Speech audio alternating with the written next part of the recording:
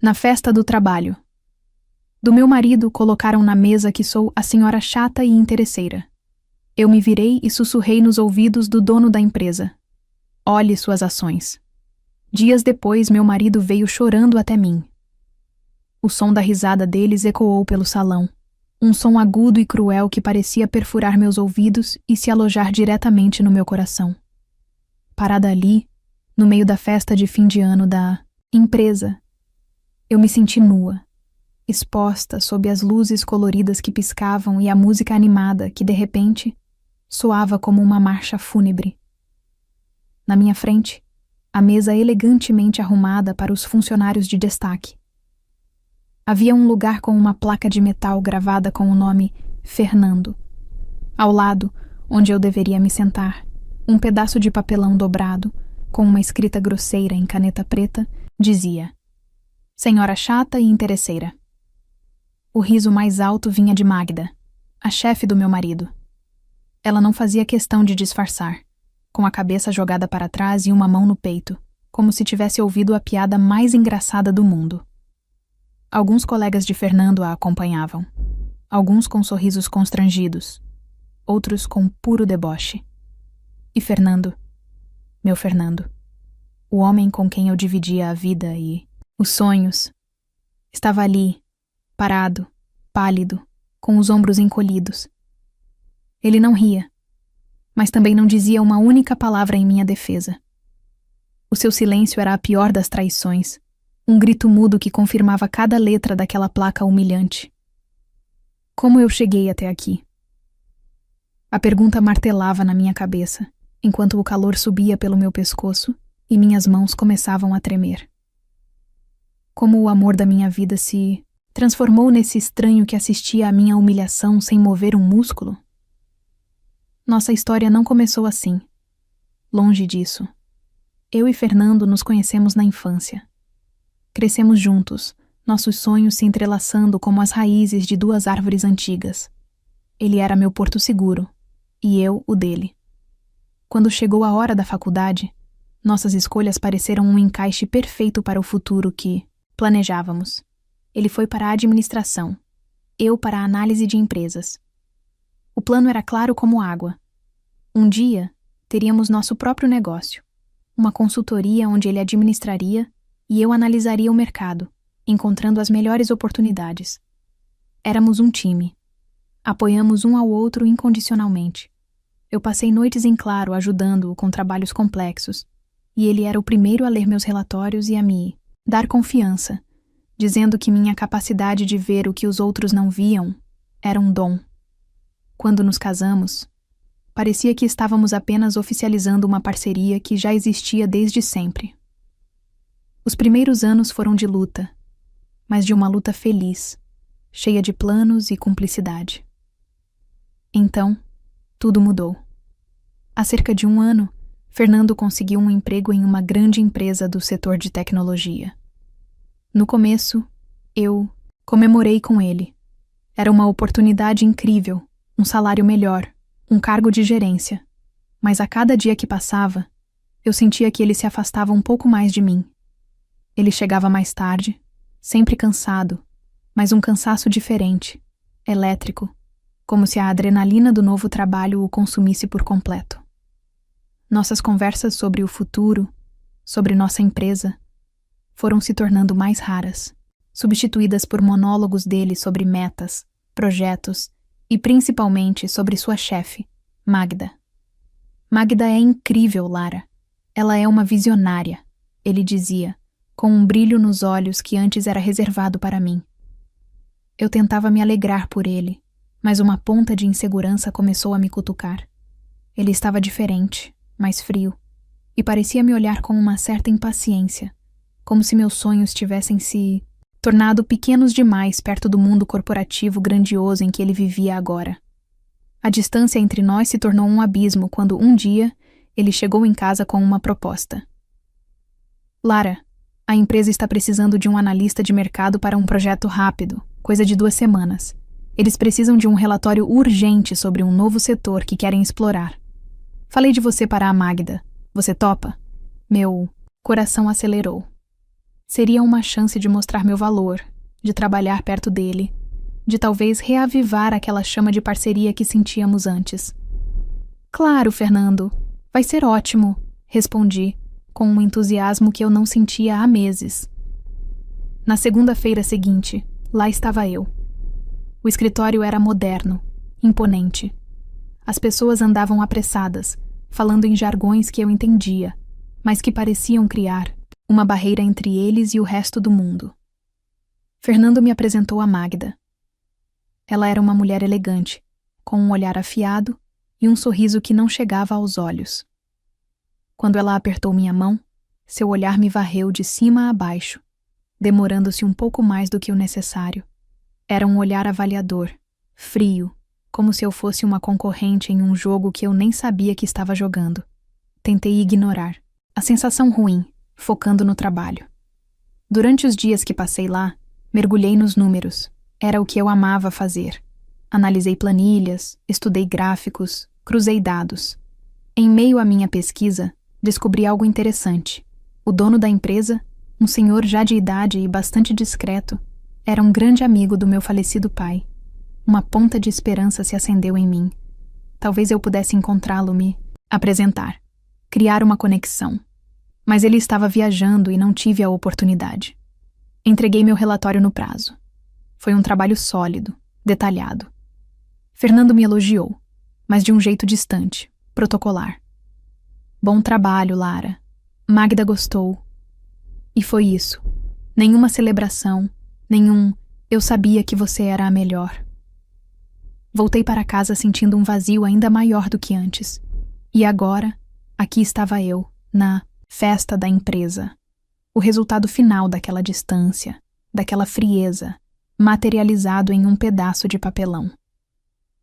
Senhora chata e interesseira.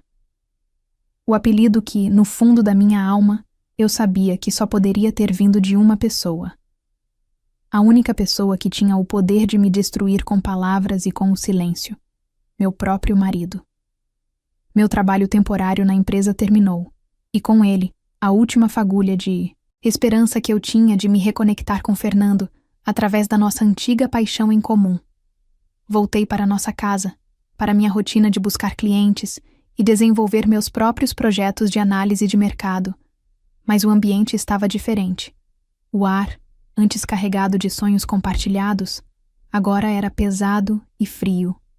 Foi quando a mudança de Fernando, que antes era sutil, se tornou gritante e dolorosa. Ele parou de me enxergar como sua parceira e começou a me tratar como um acessório inconveniente em sua nova e brilhante vida. A primeira vez que ele verbalizou seu desprezo pelo meu trabalho, a ferida se abriu de uma forma que eu não esperava. Eu estava animada, contando sobre um pequeno empresário que me contratou para analisar a concorrência local. Era um projeto pequeno, mas que me deixava empolgada. Que legal, Fernando! Ele tem uma pequena rede de padarias e quer expandir. Sinto que posso realmente ajudá-lo a crescer. Eu disse, durante um dos nossos raros jantares juntos. Ele mastigou lentamente, sem me olhar nos olhos, e deu de ombros. Que bom, Lara. É bom você ter um passatempo para se ocupar durante o dia. A palavra passatempo caiu na mesa como uma pedra. Eu fiquei em silêncio, o garfo parado no meio do caminho até minha boca. Passatempo? Fernando, é o meu trabalho. É a nossa profissão. O nosso sonho. Era, Lara. Era, ele disse, finalmente erguendo o olhar. Havia uma frieza ali que me gelou a espinha. Eu estou em outro nível agora. Estou lidando com milhões, com o futuro de uma empresa gigante. Isso que você faz é bonitinho, mas não tem futuro. É amador. Você deveria pensar em algo mais sério. Talvez um concurso público. Algo que te dê estabilidade de verdade. Cada palavra era um golpe. Ele não estava apenas invalidando o meu trabalho. Estava reescrevendo nossa história, apagando o valor de tudo o que construímos juntos. O homem que antes celebrava cada pequena vitória minha, agora me via como uma amadora. Senti as lágrimas queimando meus olhos, mas as engoli. Eu não daria a ele a satisfação de me ver chorar. Apenas terminei de jantar em silêncio, um nó na garganta tão grande que mal conseguia respirar. A partir daquele dia, a dinâmica entre nós se desfez completamente. Ele chegava em casa e o nome de Magda estava constantemente em seus lábios. Era Magda conseguiu um novo investidor. Magda teve uma ideia genial. Você precisava ver a Magda numa reunião, Lara. Ela domina o ambiente. Ele falava dela com uma admiração febril, quase uma devoção. E sem que ele precisasse dizer, eu sentia a comparação implícita. Magda era a mulher de sucesso, a visionária. E eu? Eu era a que cuidava de passatempos. Eu me sentia cada vez mais sozinha dentro da minha própria casa.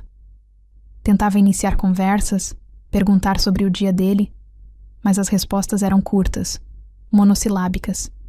Ele preferia passar horas no celular, trocando mensagens de trabalho, do que conversar comigo por 5 minutos.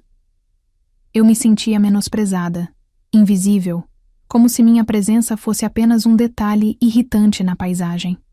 Então, cerca de 1 semana antes da festa de fim de ano, ele chegou com um convite. Era um envelope luxuoso, com o logo da empresa em relevo dourado. A festa de fim de ano vai ser em um salão de eventos chique. E Magda fez questão que você fosse. Ele anunciou, com um tom que sugeria que eu deveria me sentir honrada. Meu primeiro instinto foi recusar. Eu não queria ir. Não queria encarar o olhar de pena dos colegas dele que percebiam nossa distância, e muito menos o olhar superior de Magda. But a pequena parte de mim, a parte que ainda amava o Fernando da nossa juventude, pensou que talvez essa fosse uma chance. Uma noite fora, um ambiente de festa. Talvez pudéssemos nos reconectar. Eu vou, respondi, forçando um sorriso. No dia da festa, a estranheza atingiu seu auge. Ele se arrumou às pressas, muito antes de mim. Preciso ir mais cedo, Lara, disse ele ajeitando a gravata.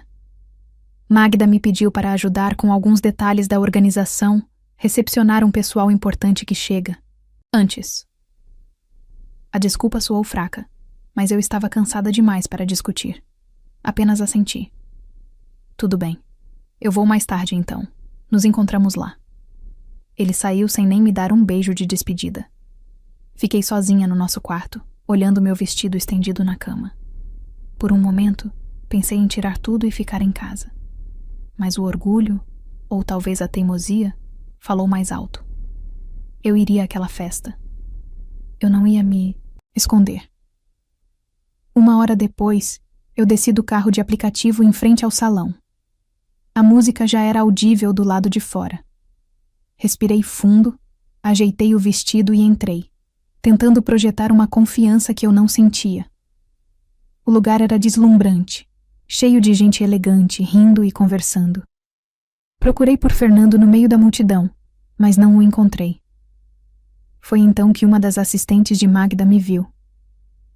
Ah, Lara, que bom que você veio. Sua mesa é por aqui, a mesa da diretoria. Ela me guiou através do salão até uma mesa de destaque, bem na frente do pequeno palco. E foi ali que meu mundo desabou. A placa de metal com o nome Fernando, e ao lado, o pedaço de papelão com a caligrafia grosseira. Senhora chata e interesseira. O choque inicial me paralisou. O sangue fugiu do meu rosto. E então, o som das risadas, lideradas por Magda, que me olhava com um triunfo cruel nos olhos. O silêncio de Fernando, que finalmente apareceu ao lado dela, completou a cena de horror. Eu estava sendo apunhalada publicamente, e o homem que deveria me proteger segurava a faca junto com meus algozes. Foi Magda quem se aproximou, o veneno disfarçado em um sorriso doce. Oh, Lara, não fique assim, ela disse, com uma falsa preocupação na voz, alta o suficiente para que os outros na mesa ouvissem. É só uma brincadeira interna, sabe? Coisa de escritório. Ela fez uma pausa dramática e se inclinou, como se fosse contar um segredo. Às vezes os maridos desabafam sobre a vida em casa, sobre como se sentem pressionados, e a gente acaba ouvindo. Fernando só estava extravasando um pouco. Não foi por mal. O ar me faltou. Ali estava a confirmação. As palavras na placa não eram de Magda. Eram de Fernando. Ele havia me descrito assim para ela. Ele havia me pintado como um fardo, como uma interesseira. A humilhação se transformou em uma dor lancinante, a dor da traição final e absoluta. Eu não era apenas a esposa que ele não amava mais. Eu era sua piada particular. A voz venenosa de Magda ainda pairava no ar quando a atmosfera ao nosso redor mudou. Foi sutil a princípio, como uma alteração na pressão do ar antes de uma tempestade. A risada debochada dos colegas de Fernando morreu na garganta. Os sorrisos se congelaram. Magda, que me encarava com um ar de predadora, de repente endireitou a postura, seu rosto assumindo uma máscara de profissionalismo forçado. Fernando, se é que era possível, ficou ainda mais pálido, parecendo uma estátua de cera prestes a derreter. Eu segui seus olhares e entendi. Um senhor de cabelos grisalhos bem penteados e um terno impecavelmente cortado se aproximava da nossa mesa. Ele andava com uma calma autoritária, e as pessoas abriam caminho para ele com um respeito quase temeroso. Era ele, o dono da empresa, o amigo do meu pai. Seus olhos, de um azul surpreendentemente vivo para sua idade, passaram por Magda e Fernando como se eles fossem parte da decoração e pousaram diretamente em mim. Ele viu meu rosto, a palidez, o choque, as lágrimas que eu lutava tanto para não derramar. Ele franziu a testa, uma expressão de genuína preocupação tomando conta de suas feições. Ele ainda não tinha visto a placa de papelão. Ele só viu a minha dor. Minha querida, ele começou, a voz grave e gentil, um bálsamo para a minha alma ferida. Ele parou na minha frente, ignorando completamente o meu marido e a chefe dele. Você é a Lara, não é? A filha de Carlos? A menção ao meu pai foi como uma âncora me segurando em meio ao furacão. Assenti, incapaz de formular uma palavra.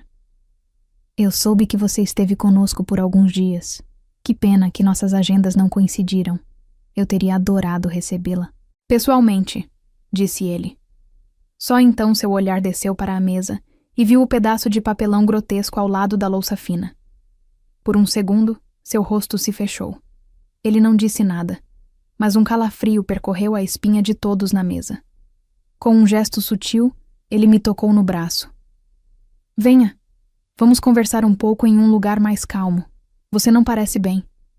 Ele me guiou para longe daquela cena de horror, para uma varanda com vista para as luzes da cidade.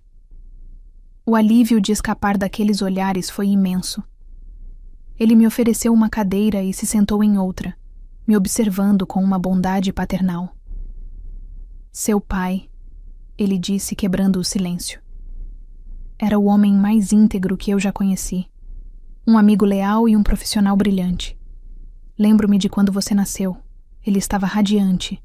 Dizia que você tinha os olhos da sua mãe, mas a teimosia e a inteligência dele. Um sorriso fraco brotou em meus lábios. Ouvir aquilo naquele momento era como receber um abraço na alma. Lembrou-me de quem eu era, para além daquela humilhação. Eu era a filha de Carlos. Ele ficaria muito orgulhoso da profissional que você se tornou. Li o relatório que você produziu. Foi conciso, direto e revelador. Exatamente como ele faria. Continuou, ele. Aquelas palavras de validação profissional foram o combustível que eu precisava. A analista dentro de mim, que havia sido esmagada e chamada de amadora, começou a despertar. A dor ainda estava lá, uma brasa ardente no meu peito, mas agora ela estava sendo coberta por uma camada de determinação fria. Obrigada, senhor, consegui dizer, minha voz um pouco mais firme. Significa muito para mim. Por favor, me chame de Arthur. Ficamos em silêncio por um momento, apenas observando a cidade lá embaixo. Eu sabia que precisava ir embora. Não havia mais nada para mim naquele lugar, naquela festa, e talvez naquela vida. Levantei-me, pronta para me despedir. Arthur, eu agradeço por suas palavras gentis, mas preciso ir agora. Claro, minha filha, eu entendo, ele disse, levantando-se também. Foi, então, naquele instante, que a decisão se formou na minha mente. Não era um plano, era um instinto. O instinto da analista que meu pai tanto elogiava. Eu não ia sair dali apenas como uma vítima. Eu me virei para ele e, baixando a voz para um sussurro confidencial, disse: Arthur, perdoe meu atrevimento, mas há algo que preciso lhe dizer. Quando estive aqui analisando os dados para o projeto, meu acesso foi limitado, mas eu vi o suficiente para notar um padrão. Ele me olhou com total atenção, a curiosidade aguçando seu olhar. Não fazia parte do meu trabalho, mas eu não consegui ignorar. Continuei, sentindo uma onda de adrenalina me percorrer. Aconselho o senhor a pedir um relatório detalhado e, principalmente, independente, sobre a flutuação nas ações da sua empresa nos últimos 6 a 8 meses. Há uma volatilidade muito estranha, picos e vales que não fazem sentido com os movimentos gerais do mercado ou com os anúncios públicos da empresa. É como se alguém estivesse manipulando as expectativas, lucrando com informações internas. O rosto de Arthur ficou sério. Ele não duvidou de mim por um segundo. Ele era um homem de negócios experiente e sabia que aquele tipo de conselho não vinha do nada.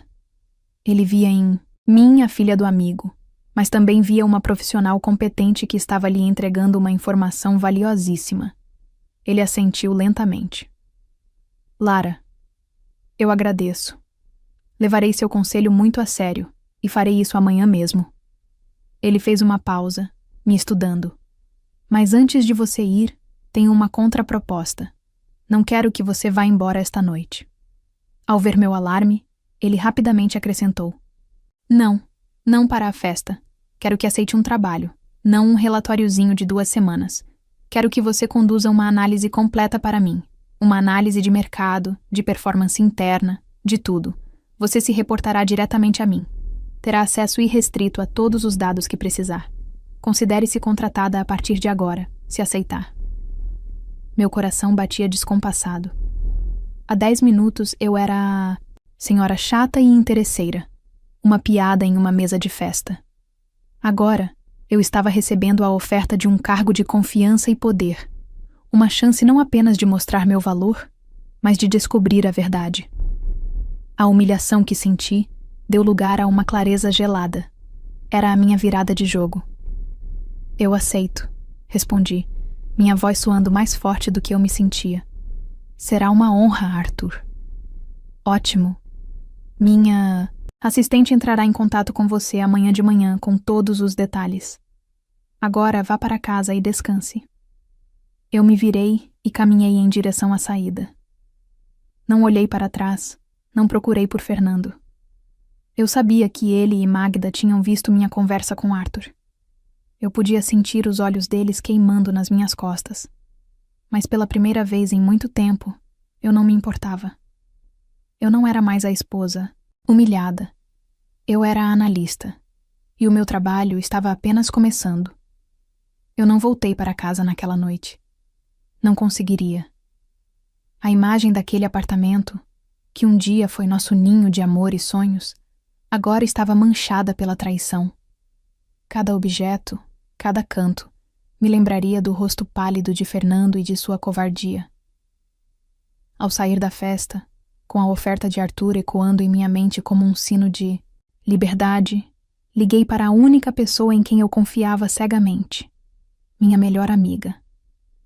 Fui direto para a casa dela, onde desabei em um choro silencioso e exausto. Não era um choro de tristeza pelo amor perdido, mas de alívio. Era o choro de quem finalmente se liberta de um peso que nem sabia que estava carregando. Na manhã seguinte, a assistente de Arthur me ligou, formal e eficiente. Em poucas horas, eu tinha um crachá de acesso total, um laptop da empresa e senhas para todos os sistemas. Minha amiga me emprestou uma sala em seu escritório de arquitetura para que eu pudesse trabalhar com privacidade e paz. Ali, Cercada por plantas e projetos de novas construções, eu comecei a demolir o passado para construir meu futuro. Mergulhei nos dados como um mergulhador em busca de um tesouro perdido. As primeiras noites foram longas, alimentadas por café forte e uma determinação que beirava a obsessão. Eu não sentia cansaço. Cada planilha que eu abria, cada relatório que eu cruzava, era um passo para longe da mulher humilhada na festa e um passo em direção à mulher que eu sabia que podia ser. Como eu suspeitava, os registros superficiais estavam limpos. Mas o meu trabalho era enxergar além da superfície. Comecei a analisar os orçamentos de projetos específicos, especialmente os liderados por Magda. E então eu encontrei. Era sutil, uma obra de arte da dissimulação. Contratos com fornecedores de fachada, pagamentos por serviços que nunca foram prestados, pequenas quantias desviadas e maquiadas como despesas de consultoria. Sozinhos, os valores eram pequenos, mas somados, ao longo de meses, formavam uma fortuna. O rastro digital era claro e apontava diretamente para a diretoria de Magda. Ela era a maestrina daquela orquestra fraudulenta. O ar me faltou por um instante, não de surpresa, mas de confirmação. A mulher que me humilhou era uma ladra. Então, veio o golpe final. Em uma pasta de aprovações de pagamento, eu vi a assinatura dele. Nítida, clara, inconfundível. A assinatura de Fernando. Ele não era apenas uma testemunha silenciosa da minha humilhação. Ele era um cúmplice ativo no crime dela. A dor que senti não foi aguda, mas surda e profunda. Era a dor de confirmar que o homem com quem eu construí uma vida tinha se desfeito em nada. Com o relatório finalizado, um documento frio e impessoal cheio de provas irrefutáveis, marquei uma reunião com Arthur. Apresentei os fatos, mostrei os gráficos, indiquei as transações. Ele me ouviu em silêncio, o rosto se tornando mais sombrio a cada página que eu passava. Quando terminei, ele apenas balançou a cabeça, um olhar de imensa decepção em seus olhos. Eu confiei nela, ele disse em voz baixa. E no rapaz, que pena, um jovem com tanto potencial. Ele ergueu o olhar para mim e a decepção deu lugar a uma imensa gratidão. Você fez um trabalho excepcional, Lara. Corajoso e brilhante. Deixe o resto comigo. Eu me mudei para um pequeno apartamento alugado 2 dias depois. Era simples, mas era meu. Era um santuário. E foi lá que, no final de uma tarde, a campainha tocou. Meu coração gelou quando olhei pelo olho mágico. Era Fernando. Ele parecia ter envelhecido 10 anos em uma semana. Estava com olheiras profundas, a barba por fazer, as roupas amassadas. Abri a porta, mas bloqueei a passagem com meu corpo. Seus olhos se encheram de lágrimas no instante em que me viu. Lara, pelo amor de Deus, você precisa me ajudar. Ele soluçou, a voz embargada. Eles descobriram tudo. Fomos demitidos hoje. Estão falando em processo, em polícia. Eu vou ser preso, Lara. Ele tentou segurar minha mão, mas eu recuei. Foi a Magda, ele continuou, a voz subindo em desespero. Ela me seduziu, me envolveu nisso. Ela dizia que era assim que o jogo funcionava, que era preciso ser esperto para vencer. Eu fui fraco, eu sei. Eu estava cego pelo poder, pelo status que ela me prometia. Eu cometi um erro terrível, mas eu não sou um criminoso. Eu o ouvi sem nenhuma emoção. O homem desesperado na minha frente era um completo estranho. A mulher que ele estava implorando por ajuda não existia mais. Ele e Magda a tinham matado naquela festa. Quando ele parou, ofegante, esperando minha reação, eu o encarei com uma calma que o assustou. Isso não é mais problema meu, Fernando, eu disse, minha voz firme e clara, sem nenhum traço de ódio ou pena, apenas um vazio. Você fez as suas escolhas quando decidiu me ridicularizar na frente de todos. Você fez suas escolhas quando assinou aqueles papéis. Você escolheu seu caminho, e eu agora estou escolhendo o meu. Ele me olhou, incrédulo, como se não pudesse compreender que eu não iria salvá-lo. Eu não tenho mais nada a ver com a sua vida, concluí. Por favor, saia da minha casa. Com isso, fechei a porta suavemente em seu rosto, cortando suas últimas súplicas. Fechei a porta para o meu passado, para a traição e para a dor. Na manhã seguinte, Arthur me ligou. Está feito, ele disse. Os dois foram desligados e nossos advogados estão cuidando do resto. Houve uma pausa. Lara, a diretoria que Magda ocupava está obviamente vaga. É uma posição de grande responsabilidade. E a diretoria da empresa e eu concordamos que não há ninguém mais qualificada e de maior confiança para ocupá-la do que você. O cargo é seu, se quiser. As lágrimas que vieram desta vez foram de pura alegria, de reconhecimento. Eu aceito, Arthur. Obrigada, respondi, com a voz embargada pela emoção. Hoje, escrevo isso da minha nova sala. É espaçosa, com uma grande janela com vista para a cidade. É a mesma sala que um dia pertenceu a Magda. Mas agora ela é minha. Não sinto triunfo, nem desejo de me exibir. Sinto paz. Sinto o peso reconfortante da responsabilidade e o prazer de ser valorizada pelo meu cérebro, pela minha capacidade. No fim, eles não me destruíram. Eles apenas me libertaram. E enquanto Fernando e Magda enfrentam as consequências de seus atos, eu começo o meu verdadeiro trabalho, não como a senhora chata e interesseira, mas como Lara, a diretora, e finalmente, a dona da minha própria história.